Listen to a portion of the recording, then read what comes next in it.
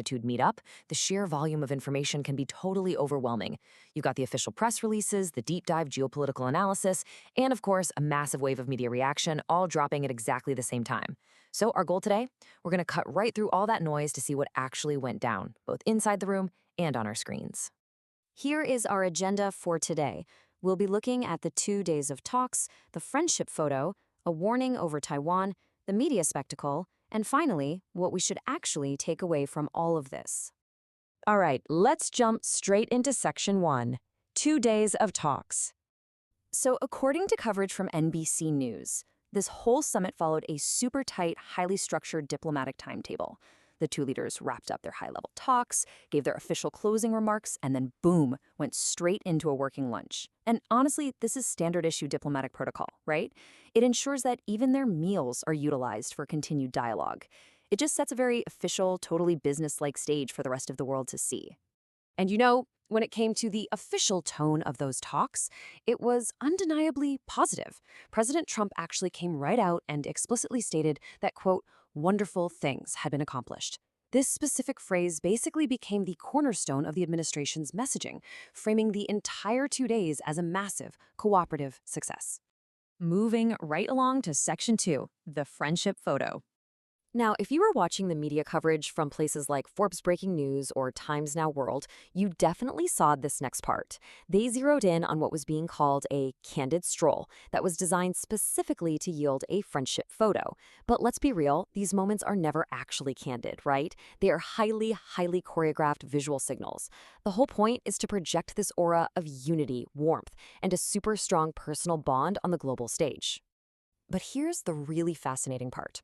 This stroll didn't just happen in some random public park. It actually went down in the Zhongnanhai Garden.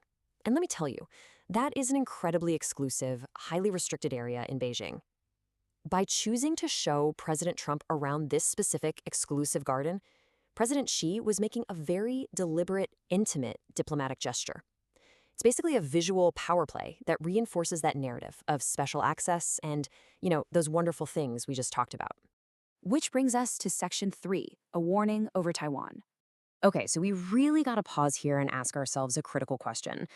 Was it actually all just friendly diplomacy and candid strolls? I mean, did those picture-perfect public statements actually match the reality of the geopolitical conversations happening behind those closed doors? Well, as we dig into the broader reporting, we find a really stark contrast between the public show and the private policy reality. This split brilliantly illustrates the dual nature of the summit, because on one side, you have the U.S. offering glowing remarks, or actually, as some outlets like MSNBC Now put it, literally gushing over the Chinese leader. But on the flip side, President Xi used the exact same opportunity to issue a stark, serious warning over Taiwan. This was a massive tonal shift. It was so intense that media headlines were literally asking, who's the boss? It just goes to show that no matter how polished the surface looks, the core issues underneath are still highly contentious. And the geopolitical community absolutely picked up on this friction. Multiple sources, including CBS News, basically anchored their entire coverage around this Taiwan warning. We even saw immediate reactions from domestic politicians like Senator Alyssa Slotkin, which really highlights how international warnings like this instantly resonate back home. The biggest takeaway here? The underlying tension.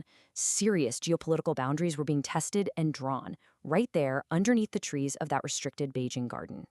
All right, let's pivot to Section 4, the media spectacle. Because literally the second the summit concluded, the media ecosystem split into two completely different universes. In one column, you had your straight, official, diplomatic reporting from outlets like NBC Nightly News and Forbes.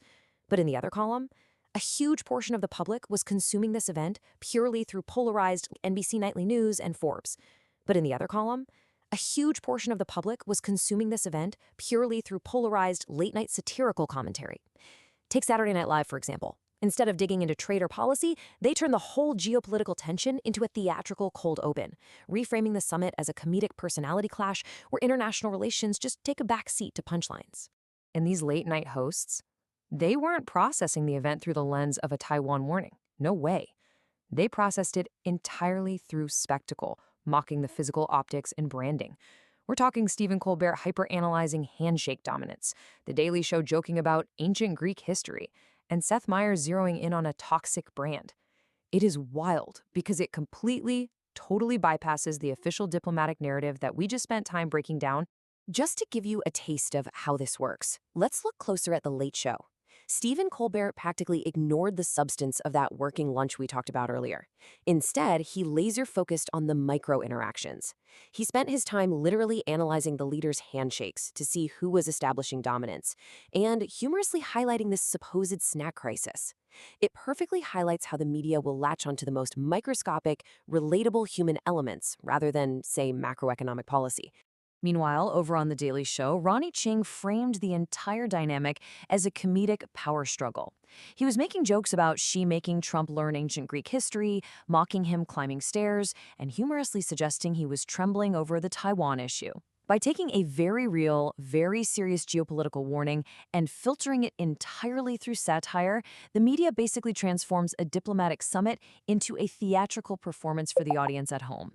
So that leads us directly into Section 5, what to actually take away from all this. If you truly want to understand a modern geopolitical event, I highly recommend using this three-step framework. Step 1, always note the choreographed official unity. The wonderful things quotes and those restricted garden strolls, that's your baseline. Step 2, look past those photos and acknowledge the actual serious geopolitical warnings happening underneath, like the friction over Taiwan. That's the reality. And step 3, observe the polarizing media spectacle. You have to recognize that millions of people are only ever engaging with the satirical handshake analysis, not the actual policy details. All three of these layers are happening at the exact same time, and you've got to see all of them to grasp the whole picture. So I want to leave you with this final, somewhat provocative thought today. In modern politics, does the public media spectacle shape our reality just as much as the closed-door diplomacy? Seriously, think about it. Do the actual trade and territorial policies discussed in those restricted gardens matter more to the general public than the viral handshake headlines we consume on our feeds afterward?